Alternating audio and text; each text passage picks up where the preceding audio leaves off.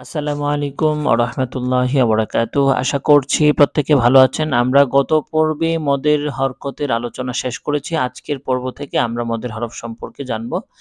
আজকে হচ্ছে ১ম পর্ব। তো এই পর্বে মদের হরফ সম্পর্কে আমরা আলোচনা করব।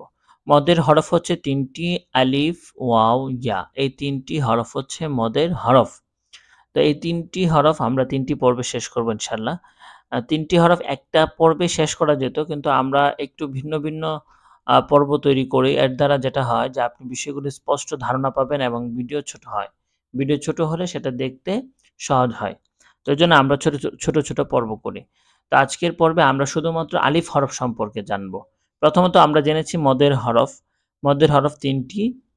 আলিফ, ওয়াও, ইয়া। এখন আলিফ কখন মদের হরফ হবে? যখন জবরের বাম পাশে খালি আলিফ আসবে তখন আলিফ মদের হরফ হবে। যখন পেশের বাম পাশে জজমওয়ালা ওয়াও আসবে তখন ওয়াও মদের হরফ হবে। যখন জেরের বাম পাশে জজমওয়ালা ইয়া আসবে তখন ইয়া মদের হরফ হবে। তো আজকে আমরা হচ্ছে শুধু আলিফের ব্যবহার দেখব। তো এজন্য দেখেন এখানে যে আমরা হরফগুলো দেখতে পাচ্ছি বা এই বক্সগুলোর ভিতরে প্রত্যেকটা হরফের শেষে আলিফ, খালি আলিফ, এবং প্রত্যেকটা হরফের মধ্যেই আ জবর দেয়া আছে। এর কারণ হচ্ছে যে এখানে শুধুমাত্র আমরা আলিফের ব্যবহারগুলো দেখব এজন্য। তো আমি শুরু করছি। বিসমিল্লাহির রহমানির রহিম। এখানে আমরা ১ম এ একটু বানান করে পড়ব। যেমন বা, আলিফ, জবর, বা, বা, এক আলিফ টান দিতে হবে। যেহেতু জবরের বাম পাশে খালি আলিফ। আচ্ছা, এখানে আরেকটি লক্ষণীয় বিষয় হচ্ছে যে এই মদের হরফগুলো এক আলিফ পরিমাণ টেনে পড়তে হয়।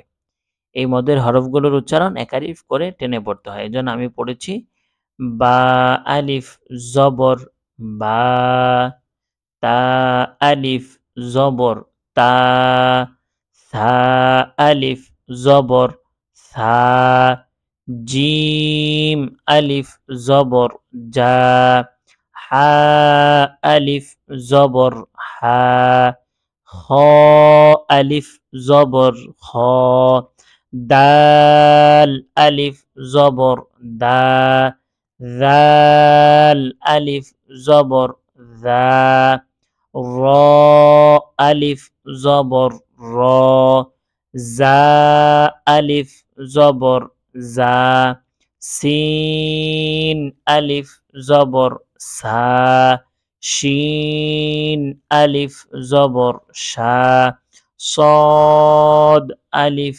জবর, স, ضاد, আলিফ, জবর, দ, ত, আলিফ, জবর, ত, জ, আলিফ, জবর, জ, আইন, আলিফ, জবর, আ, গইন, আলিফ, জবর, গ, ফা, আলিফ, জবর, ফা, কফ, আলিফ, জবর, ক, কাফ, আলিফ, জবর, কা, লাম, আলিফ, জবর, লা, মিম, আলিফ, জবর, মা, নুন, আলিফ, জবর, না, ওয়াও, আলিফ, জবর, ওয়া, হা, আলিফ, জবর, হা, হামজাহ, আলিফ, জবর, আ, ইয়া, আলিফ, জবর, ইয়া। তো এইভাবে হচ্ছে আপনারা প্রতিটি হরফ পড়বেন। পড়া শেষ হয়ে গেলে বানান ছাড়া শুধু উচ্চারণ করার চেষ্টা করবেন। যেমন বা, তা, সা, জা, হা, হ, এইভাবে। আচ্ছা। আর যদি আপনি আমাদের এই ভিডিওটি একদম নতুন দেখে থাকেন, আজকে আপনি ১ম দেখছেন, তাহলে আমি আপনাকে বলব যে আপনি আমাদের চ্যানেলে একদম প্লেলিস্টে গিয়ে শুরু থেকে সবগুলো পর্ব দেখে আসেন। তাহলে আপনার জন্য এই পর্বগুলো বুঝতে সহজ হবে এবং কোরআন শিক্ষার ক্ষেত্রে আপনার এটা সহায়ক হবে ইনশাআল্লাহ। তো আজকের পর্বে এই পর্যন্তই। আগামী পর্বে আমরা হচ্ছে আরেকটি হরফ সম্পর্কে, আরেকটি মদের হরফ সম্পর্কে জানবো ইনশাআল্লাহ।